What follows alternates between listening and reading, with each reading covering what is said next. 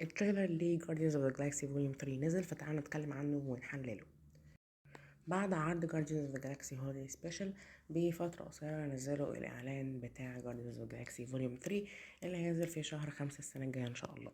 في تفاصيل كتيرة جدا في التريلر ده، كنا منتظرين إن هو ينزل عشان نتكلم عنها. شوية حاجات كنا متوقعينها، شوية إيستر إيجز جديدة، شوية حاجات بتلمح لي القصة رايحة فين بالظبط. فتعالوا نتكلم عنه كده بالراحة ونحلل كل التفاصيل اللي فيه ومعنى الحاجات اللي في التريلر بتمهد لإيه. بس قبل ما نبتدي متنسوش تعملوا لايك وتشتركوا القناة وتفعلوا الجرس وتكتبوا لي انتوا كمان لو في حاجة انا ما لاحظتهاش في الاعلان ده، لو في حاجة انا كان المفروض اتكلم عنها، ولو عندكم تفاصيل تانية عايزين توضحوها انتوا كمان اكتبوا لي في الكومنتات. ويلا نبتدي. الإعلان بيبتدي بهبوط سفينة الجاردينز اللي شفناها في Guardians of the Galaxy Holiday Special، نفس السفينة اللي كانت موجودة في نفس العرض الخاص ده. بينزلوا فيها على كوكب بيتبين ان هو كوكب الأرض في الأول، لكن بعد كده لما بننزل بنلاقي كائنات نصها بشري ونصها حيوانات معدلة جينيا. فهنا اعتقد ان ده بيربط للقصة الكبيرة بتاعت الفيلم ده، وهو الشرير الهاي ايفولوشنري. وده شرير من الكوميكس بيحب جدا ان هو يعدل على الكائنات الحية عشان يعمل فصيلة جديدة خالية من العيوب. لها شكلها زي روكت راكون كده، بتتكلم وعندها خصائص كده بشرية، لكن في نفس الوقت عندهم جينات حيوانات معدلة فيهم. فأعتقد ان ده بيربط بنفس القصة الكبيرة بتاعت الفيلم، بالذات ان هما شكلهم حضارة ذكية، عندهم بيوت، عندهم أماكن شبه كوكب الأرض بالظبط. هنا بينزلوا بنفس الطقمة بتاعتهم من الكوميكس، كوميك أكيوريت بقى شبه الكوميكس، حاجة بقالنا كتير كنا عايزين نشوفها.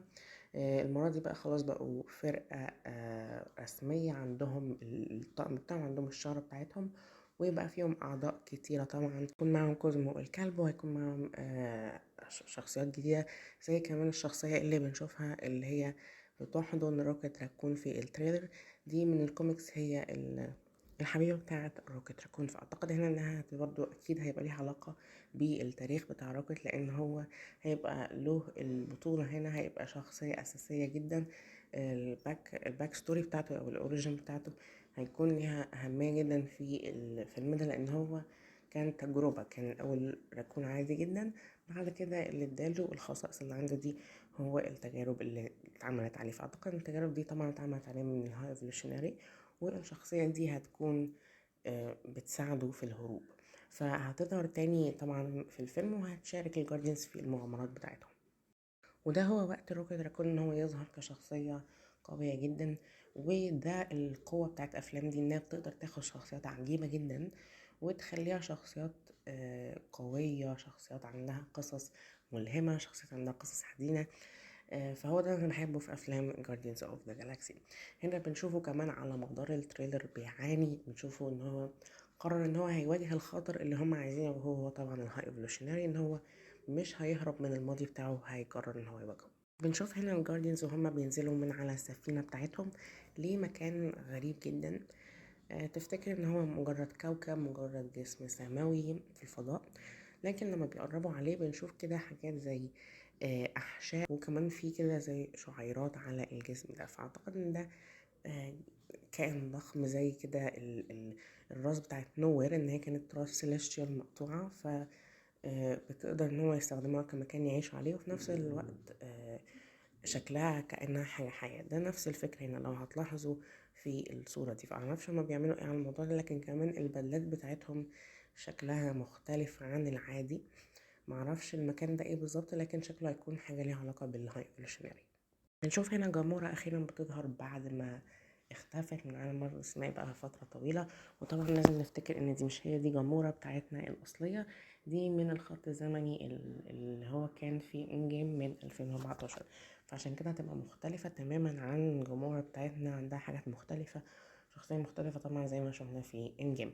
هنا بنشوفها بتبص على صورة معينة، اعتقد انها طبعا هتضطر انها تسترجع الذكريات اللي ما حصلت لهاش اصلا عشان تشارك الجارديانز في المهام بتاعتهم، لانها هتشاركهم زي ما احنا بنشوف في التريلر في اللقطة دي اللي بتكون بتساعد فيها دراكس في المكان الابيض ده. اعتقد هنا ان دراكس هيكون بتأذي جامد زي ما احنا شايفين، وجامورا هتكون بتساعدهم في المهمة بتاعتهم. بنشوف هنا بقى ادم وورلوك اللي كان تم التمهيد لظهوره في نهاية Guardians of the Galaxy Volume 2. في مشهد ما بعد الشر لما الفصيلة الفضائية كانت بتعمله في الجهاز. هنا هو بيظهر تاني وشكله هيكون بيحارب الجارديانز في الأول، لأن هو هنا بيتعارك مع نابيلا، وبعد كده هيشاركهم مرة تانية، لأن ممكن إن الهايلو فيشنري يكون شايف إن ده كائن جديد بنوعية جديدة، يبقى عايز يجرب عليه الحاجات، يبقى عايز يجرب عليه ياخد من الدم بتاعه مثلا، يعمل منه فصيلة جديدة قوية، لأن الشخصية دي قوية جدا في الكوميكس. لقطات كتيرة جدا الجارديانز بيعيطوا بشكل هستيري. في طبعا هيبقى موت لحد من الجارديانز في الفيلم ده، اعتقد ان هو يكون الروكيت او دراكس، الاتنين دول اكتر اتنين انا حاسس ان هم هيموتوا في الفيلم ده، والروكيت طبعا اكتر كمان من اي حد تاني. ومانتس كمان احنا عارفين انها عرفت او عرفت بيتر ان هم اخوات، فممكن يكون في حاجة ليها علاقة بالاتنين مع بعض في الفيلم ده. الستوري لاين ده او الحبكة دي من القصة كان لازم يستخدموها في الفيلم ده برضو عشان تدي مشاعر جديدة ما شفناش قبل كده.